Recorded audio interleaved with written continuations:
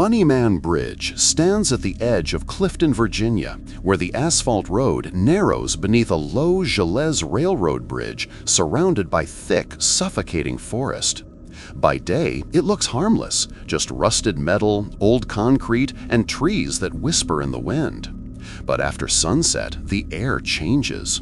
Locals say the forest breathes differently at night.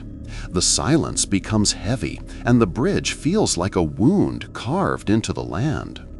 The official name is Colchester Overpass, but no one uses it. Everyone knows it as Bunnyman Bridge.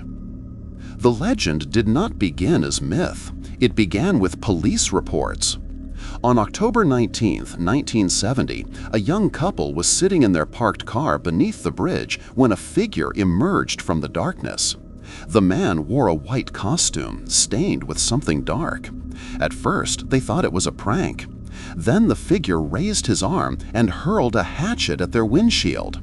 The blade shattered the glass inches from the driver's face. The attacker vanished into the forest before the police arrived. 10 days later, another call came in. A security guard patrolling a nearby construction site reported a man in a bunny suit standing on the porch of an unfinished house. When the guard shouted at him to leave, the man lifted a long axe and began striking the wooden beams of the structure while screaming incoherent threats. By the time backup arrived, the forest had swallowed him again. No arrests were ever made. Years passed, but the fear did not fade. The calls continued. In 1994, a 911 dispatcher recorded a strange report from a terrified driver who claimed someone was standing on the bridge blocking the road. The caller said the figure was tall, motionless, and wearing long ears. When the dispatcher asked for more details, the line filled with static. The call disconnected. When patrol units arrived minutes later, they found only deep scratches across the asphalt, as if metal had been dragged violently across the road. Then came the disappearances. 3 teenagers went missing after visiting the bridge on Halloween night in 1999. Their car was discovered the next morning parked beneath the overpass. The engine was cold. The doors were open. Inside, investigators found a handheld camcorder still recording. The final audio captured nervous laughter, the sound of footsteps on metal above them, and a voice whispering, "You shouldn't have come here." The footage ends with violent shaking and a scream. No bodies were ever recovered. Over time, locals began reporting strange late-night phone calls. One family living less than a mile from the bridge received repeated calls at exactly 3:17 a.m. When they answered, all they heard was slow, rhythmic breathing and the faint scraping sound of metal against concrete. Every call traced back to a dead line not connected to any residents. Police records list these incidents as hoaxes, misunderstandings, or unconfirmed disturbances. Yet no officer patrols the area alone anymore. Veterans of the force quietly tell new recruits the same thing. If you hear footsteps on the bridge after midnight, do not look up, because whatever waits above Bunnyman Bridge does not like to be seen. In the fall of 2007, 5 college students from George Mason University decided to test the legend. They had grown up hearing whispers of Bunnyman Bridge, laughed at the stories, and dismissed them as local folklore designed to scare teenagers. On a cold October night, armed with cameras, flashlights, and reckless curiosity, they drove to Clifton. They parked beneath the bridge at 12:43 a.m. At first, nothing happened. The students joked, filmed each other, and shouted challenges into the darkness. One of them, a tall boy named Eric, climbed onto the hood of the car and yelled into the shadows, daring the bunny man to come out. Laughter echoed under the bridge, bouncing off the concrete walls. Then the forest went silent. The wind stopped. The insects vanished. The darkness thickened, as if the night itself was holding its breath. The first sound they heard was metallic, slow, deliberate footsteps crossing the railroad tracks above them. Each step echoed unnaturally loud. The group fell quiet. One flashlight flickered and died without warning. "Probably a train worker," someone whispered. But no worker would have walked so slowly or stopped directly above their heads. A shape appeared at the edge of the flashlight beam on the bridge. Tall, thin, motionless. Two long shapes extended upward from its head. Ears. The figure tilted its head unnaturally far to one side. Then something long and reflective dropped over the bridge's edge and struck the concrete inches from where they stood. A blade. Panic exploded. The students ran for the car, tripping over each other in the dark. As the engine roared to life, something slammed violently against the roof. The whole vehicle shook. Another blow shattered a rear window. They sped away blindly through the trees, screaming. They never returned. But one of them left something behind. 2 weeks later, a police officer discovered a camera buried in mud near the bridge. The memory card inside contained only one video file. It showed shaky footage of the bridge at night, the students laughing, and the moment the figure appeared. The final image was not of the attackers' faces.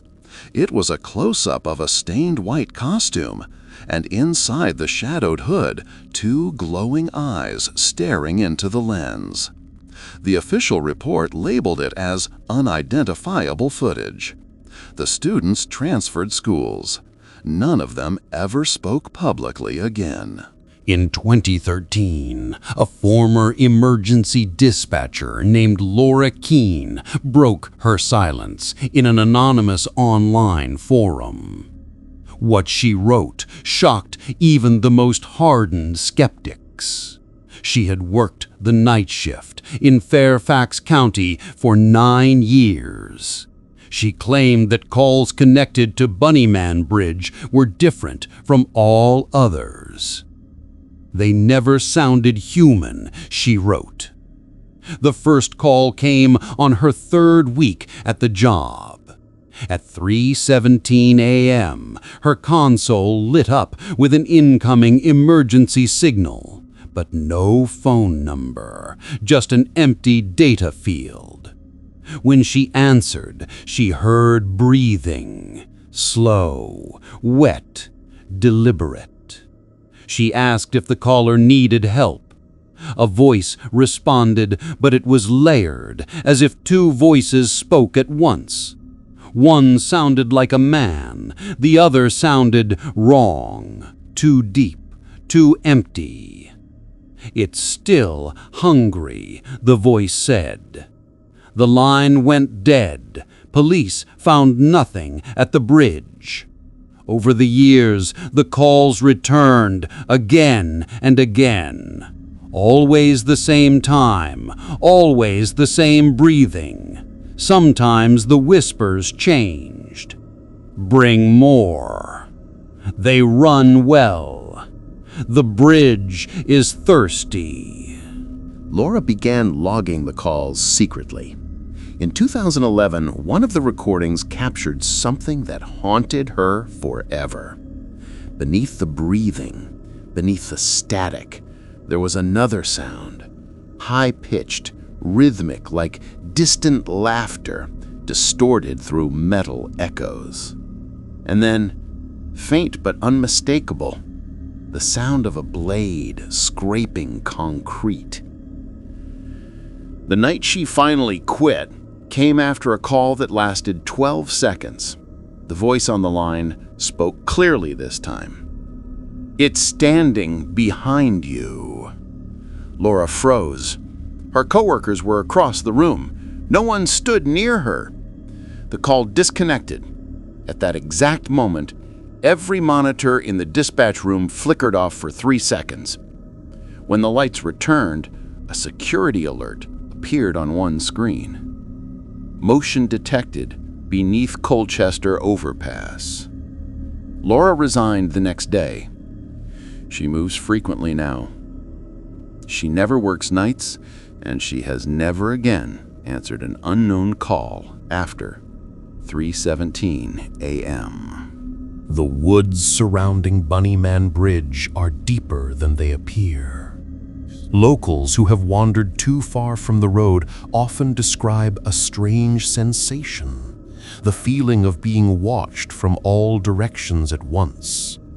Hunters avoid the area. Their dogs refuse to track anything that leads toward the bridge. Some animals bolt in terror. Others simply lie down and whimper. In 2016, a group of paranormal investigators received special permission to conduct a night investigation near the bridge. They set up thermal cameras, motion sensors, and audio recorders. For the first 2 hours, nothing happened. At 3:12 a.m., every sensor activated simultaneously. Thermal imaging showed a tall heat signature emerging from the forest. It moved in sharp, unnatural jerks. The audio recorder captured slow breathing and a wet, clicking noise in time with its steps. The team leader ordered everyone to stay still. At 3:17 a.m., the heat signature vanished. Immediately after, all batteries drained to zero. When the team reviewed the footage later, one frame stood out. A partial shape reflected in the lens of a fallen camera. It showed what looked like a torn white suit, and beneath it, something that did not resemble human skin. The official report blamed equipment failure.